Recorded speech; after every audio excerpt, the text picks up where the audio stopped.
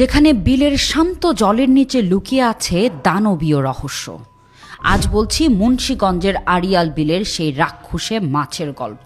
Hello and welcome back to Priya Rani Chhetri. মুন্সিগঞ্জের আড়িয়াল বিল বর্ষায় হয়ে ওঠে এক ছোটখাটো সমুদ্র। এখানকার জেলেরা বংশ পরম্পরায় এক অদ্ভুত অভিজ্ঞতার কথা বলে আসছেন।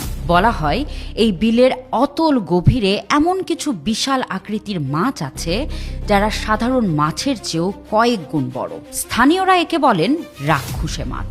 জেলেরা দাবি করেন গভীর রাতে নৌকায় জাল ফেলার সময় হঠাৎ বিশাল কোনো এক ছায়া পানির নিচে দ্রুত চলে যায়, যা অনেক সময় নৌকাকেও দুলিয়ে দেয়। কথিত আছে অনেক আগে বিলের মাঝখানে এক রহস্যময় বড় বোয়াল মাছ দেখা যেত, যার চোখগুলো নাকি অন্ধকারে জ্বলজ্বল করত। জেলেরা আজও সেই নির্দিষ্ট কিছু জায়গায় জাল ফেলতে ভয় পান।